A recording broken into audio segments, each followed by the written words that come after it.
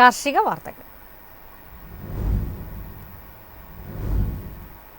കൊച്ചിയിൽ വെളിച്ചെണ്ണ വില സർവകാല റെക്കോർഡിൽ. തേയില സംഭരണത്തിനായി ഇറക്കുമതി രാജ്യങ്ങൾ രംഗത്ത്. കനത്ത വേനലിൽ ഏലം കർഷകർ ഭീഷണിയിൽ. കൊച്ചിയിൽ വെളിച്ചെണ്ണ വില വീണ്ടും വർദ്ധിച്ച് ക്വിന്റലിന് സർവകാല റെക്കോർഡായ 25,300 രൂപയിലെത്തി.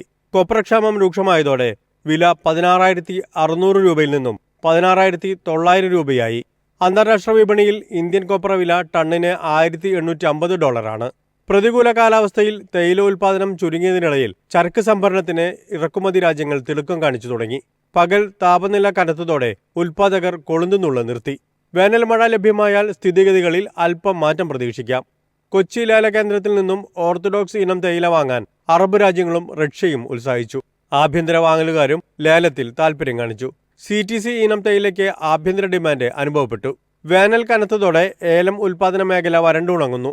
കുളങ്ങളും കിണറുകളും വറ്റി തുടങ്ങിയത് കൃഷിനാശത്തിന് ഇടയാക്കുമെന്നാണ് കർഷകരുടെ പക്ഷം. വൻകിട കർഷകർ ടാങ്കർ ലോറി വഴി തോട്ടങ്ങളിൽ വെള്ളം എത്തിക്കുന്നുണ്ടെങ്കിലും ചെറുകിട കർഷകർക്ക് ഉയർന്ന വാടക താങ്ങാനാവാത്ത അവസ്ഥയാണ്. ഉൽപാദന മേഖലയിൽ നടന്ന 2 ലേലങ്ങളിലായി 78,000 കിലോ ഏലക്ക വിൽപ്പനയ്ക്കെത്തി.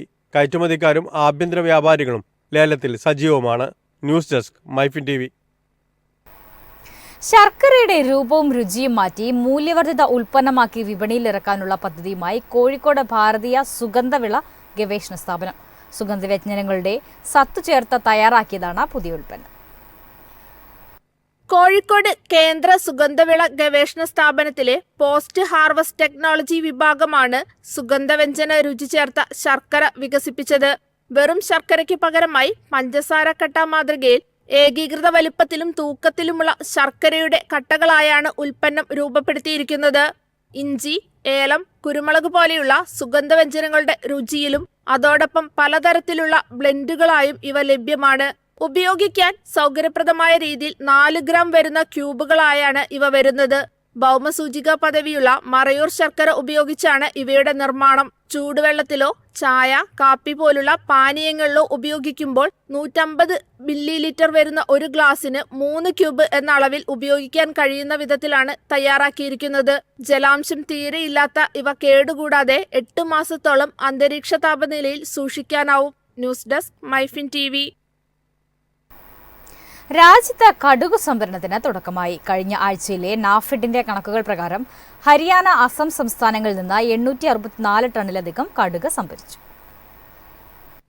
ഹരിയാന, അസം തുടങ്ങിയ സംസ്ഥാനങ്ങളിൽ നടന്നുകൊണ്ടിരിക്കുന്ന റാബി വിപണന സീസണിനായി സർക്കാർ കടുക് സംഭരണം ആരംഭിച്ചു. മധ്യപ്രദേശ്, ഉത്തർപ്രദേശ്, ഹരിയാന, ഗുജറാത്ത്, അസം, ഛത്തീസ്ഗഡ് തുടങ്ങിയ സംസ്ഥാനങ്ങളിൽ നിന്ന് നിലവിലെ റാബി സീസണിലേക്ക് 15 ലക്ഷം ടൺ കടുക് സംഭരിക്കുന്നതിനാണ് കൃഷി മന്ത്രാലയത്തിന്റെ നിർദ്ദേശം.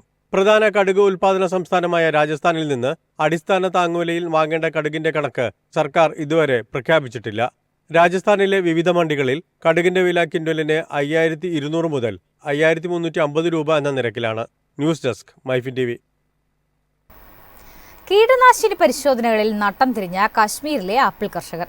ഗുണനിലവാരമില്ലാത്ത കീടനാശിനികൾ സംസ്ഥാനത്ത് വ്യാപകമായി ഉപയോഗിക്കുന്നതായാണ് കണ്ടെത്തിയിരിക്കുന്നത്. നിലവാരമില്ലാത്ത കീടനാശിനികളും വളങ്ങളും കശ്മീർ വിപണികളിൽ സജീവമാണ്. ജമ്മുവിനേക്കാൾ കശ്മീരിലാണ് ഗുണനിലവാരമില്ലാത്ത വളങ്ങൾ കൂടുതലായി കണ്ടെത്തിയിരിക്കുന്നത്. വ്യാജ കീടനാശിനികൾ മൂലം ആപ്പിൾ കൃഷിയിൽ രോഗബാധ വർദ്ധിക്കുന്നുമുണ്ട്. മികച്ച ഇനം ആപ്പിളുകളുടെ ഗുണനിലവാരം B, C എന്നീ ഗ്രേഡുകളിലേക്ക് തരം താഴ്ത്തിയതിനാൽ കർഷകർ കനത്ത നഷ്ടമാണ് നേരിടുന്നത്. വ്യാജ കീടനാശിനികളുടെയും വളങ്ങളുടെയും വിൽപ്പന നിരീക്ഷിക്കുന്നതിനും നിയന്ത്രിക്കുന്നതിനും കാർഷിക ഉൽപാദന വകുപ്പിന് എൻഫോഴ്സ്മെന്റ് ഡയറക്ടറേറ്റ് ഉണ്ട്. മൊത്ത ചില്ലറ കച്ചവടക്കാരിൽ നിന്നായി സാമ്പിളുകൾ പരിശോധിച്ച് ഗുണനിലവാര പരിശോധനകൾ ശക്തമാക്കിയിട്ടുണ്ട്. News desk Myfin TV. അടുത്ത മാസം മുതൽ ഉള്ളിയുടെ കയറ്റുമതി തീരുവ നിർത്തലാക്കും. ഉയർന്ന ഉൽപാദനം മൂലം ആഭ്യന്തര വിപണിയിൽ ഉള്ളിക്ക് വില ലഭിക്കാത്ത സാഹചര്യത്തിലാണ് ഈ നീക്കം. ഉള്ളി ഉൽപാദന വർധന വരും വർഷത്തിലും തുടരുമെന്നാണ് കണക്കാക്കുന്നത്. നിലവിൽ കനത്ത വിലയിടിവാണ് കർഷകർ അഭിമുഖീകരിക്കുന്നത്. എൽ നിനോ കാലാവസ്ഥയെ തുടർന്ന് ഉൽപാദനത്തിൽ കുത്തനെ ഇടിവുണ്ടായ 2023 ഡിസംബറിൽ കേന്ദ്രം ഉള്ളിയുടെ കയറ്റുമതി നിരോധിച്ചിരുന്നു. തുടർന്ന് നിരോധനം പിൻവലിക്കുകയും കഴിഞ്ഞ മെയ് 3-ന് 40% കയറ്റുമതി തീരുവ ഏർപ്പെടുത്തുകയും ചെയ്തു. പിന്നീട് സെപ്റ്റംബറിൽ തീരുവ 20%-ആയി കുറച്ചു. കയറ്റുമതി തീരുവ കാരണം ആഗോള വിപണിയിൽ ഇന്ത്യയുടെ വിപണി വിഹിതം കുറയുന്നതിനാൽ കയറ്റുമതിക്കാരുടെയും കർഷകരുടെയും അഭ്യർത്ഥനകളെ തുടർന്നാണ് തീരുവ നിർത്തലാക്കുന്നത്. News desk Myfin TV. തദ്ദേശീയ കർഷകർക്ക് പിന്തുണയുമായി ലുലു ഗ്രൂപ്പ്. പൊള്ളാച്ചിയിൽ 160 ഏക്കറിൽ ജൈവ കൃഷിക്ക് തുടക്കം. ലുലു ഗ്രൂപ്പിന്റെ നേതൃത്വത്തിൽ ആഗോള കാർഷിക ഉൽപാദന പദ്ധതിക്ക് പൊള്ളാച്ചിയിൽ തുടക്കമായി. ഗണപതിപാളയത്തെ കാർഷിക ഉൽപാദന കേന്ദ്രത്തിൽ വിത്തിടൽ കർമ്മം നടന്നു. ആദ്യഘട്ടത്തിൽ 50 ഏക്കറിലാണ് കൃഷി.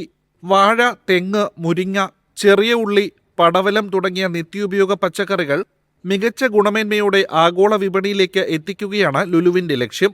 കൂടാതെ ലുലു ഫിഷ് ഫാമിംഗിന്റെ ഭാഗമായി 5000 മത്സ്യക്കുഞ്ഞുങ്ങളെയും നിക്ഷേപിച്ചു. ജൈവവളം ഉപയോഗിച്ചാകും കൃഷി നടത്തുക. കർഷകർക്ക് പിന്തുണ നൽകി ഏറ്റവും ഗുണനിലവാരത്തിൽ ആഗോള കമ്പോളത്തിലേക്ക് കാർഷികോൽപ്പന്നങ്ങൾ എത്തിക്കാൻ ലുലു ഫെയറിലൂടെ സാധിക്കുമെന്നും ലുലു പ്രതിനിധി MA സലീം പറഞ്ഞു. News desk Myfin TV. Cocoa കൃഷി വ്യാപിപ്പിക്കാൻ പദ്ധതിയിട്ട കോട്ടയത്ത് നിന്ന് കർഷകരുടെ കൂട്ടായ്മ. കൊക്കോ കൃഷി വികസിപ്പിക്കുന്നത് മുതൽ മൂല്യവർദ്ധിത ഉൽപ്പന്നങ്ങൾ ഉണ്ടാക്കുന്നതിന് വരെയുള്ള പദ്ധതികളാണ് ബ്രൗൺ ഗോൾഡ് കൊക്കോ പ്രൊഡ്യൂസർ എന്ന കമ്പനി ആവിഷ്കരിക്കുന്നത്. കോട്ടയം മണിമലയാണ് ആസ്ഥാനം. കായംകുളത്തുള്ള കേന്ദ്ര തോട്ടവിള ഗവേഷണ കേന്ദ്രമാണ് പദ്ധതിയുടെ സ്പോൺസർമാർ. പ്രവർത്തനങ്ങൾക്ക് ആവശ്യമായ ഫണ്ട് നൽകുന്നത് നബാർഡാണ്.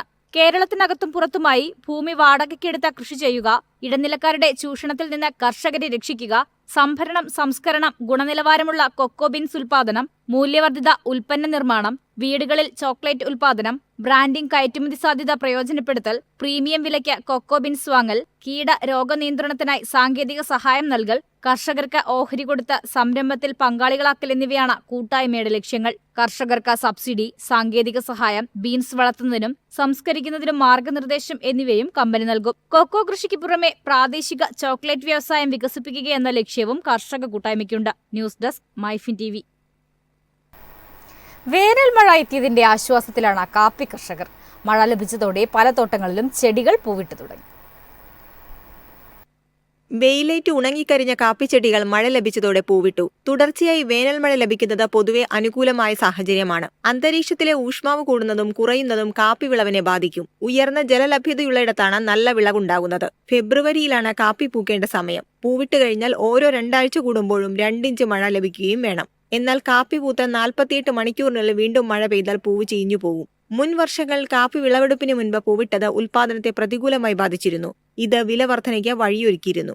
എന്നാൽ വിളവ് കുറവായതിനാൽ വിപണിയിലെ വിലവർധന കർഷകന് ഗുണകരമായില്ല. ഇക്കൊല്ലം വിപണിയിൽ കൂടുതൽ ലാഭം കിട്ടുമെന്നാണ് കർഷകരുടെ പ്രതീക്ഷ.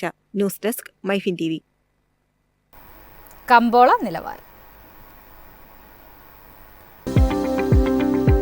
ഇന്നത്തെ കമ്പോള നിലവാരം: RSS 4 204, RSS 5 200, ലാറ്റക്സ് 136, ജാതിക്ക 370, ജാതിപത്രി 2000 മുതൽ 2300 വരെ, ഗ്രാമ്പു 920, അടയ്ക്ക 200, കാപ്പിക്കുരു 300, കൊക്കോ പരിപ്പ് 600, കുരുമുളക് ഗാർബിൾ 70,700, കുരുമുളക് അൺഗാർബിൾ 68,700, ഏലക്ക 2500 മുതൽ 2550 വരെ, വെളിച്ചെണ്ണ 24,800, കൊപ്ര 17,400, ചുക്ക് 22,500.